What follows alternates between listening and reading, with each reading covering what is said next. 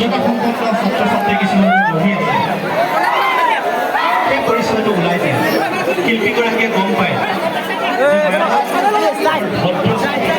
বেছিকৈ কৰিব নালাগে কিন্তু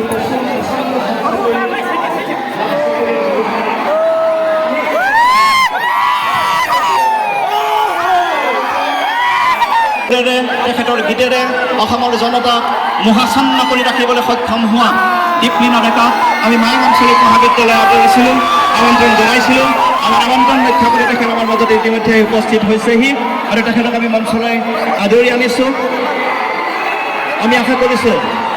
সমগ্ৰ অসমৰ ইমূৰৰ পৰা সিমূৰলৈ আমি